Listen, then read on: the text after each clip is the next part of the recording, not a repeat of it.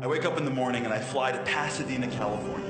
What I was doing is, for my company, the real estate company that I work with, I spend a lot of time doing investor presentations. And the speech is over, and a guy comes right at me, makes a beeline for me. And he said, I'm ex-military. I fought in whatever wars, and then I got injured. And after my injury, they moved me into the military academy. What I do is I train soldiers in how to become great soldiers. That's what my job was. And I teach my soldiers always to look out for the hero's moment.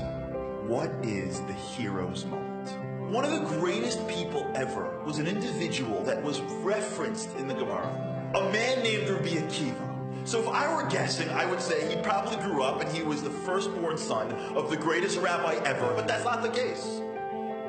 Rabbi Akiva was a shepherd who did not, until the age of 40, even understand Aleph base. 40 years old he starts, and he doesn't become just a rabbi. He becomes the leader of the generation. And not only does he become the leader in Torah, Rabbi Akiva becomes a military giant. And he's got 24,000 students. That's bigger than Lakewood and the Mir and Israel combined. And he's got the right hand of Torah and the left hand of military strength. And he's got God clearly on his side. Sirius HaOmer. It all starts to unravel.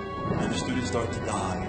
And it goes from bleak to bleaker to dark to black. What would a reasonable man do next? He'd pack it up, he'd go to his apartment, and he would basically lick his wounds for the rest of his life. And he would say, you know what? I guess Hashem wasn't with me. You know what Rabbi Akiva does? He gets up, brushes himself off, goes down south and goes, you know what? Let me open up again. I'm only over 100. And he has 5 students. Can you imagine 24,000? Now he's got 5 guys in the front. But guess what? The Gemaras that you learn, the Kabbalah that runs this world, is all being revealed from those 5. And we're in this room today. We're sitting here today because of those 5. The question is how. So I'm sitting in Pasadena, California, and my new friend Jim, the military guy, says to me, there's 3 levels of soldiers. They're good soldiers, and there are great soldiers. Great soldiers go the extra mile, and then in their training, something happens. Something happens when everything goes wrong and everybody quits. And there's always one soldier that never gives up. There's always one that, when all reasonableness says stop, says I am never stopping. That's the hero's moment. You could be the greatest guy in the world, but you're not tested until you fall. And when you fall, that's when you decide, that's when you see if you're just great or you're a hero. You know what's amazing about Judaism? We're a nation that is built off the backs of the few heroes every generation.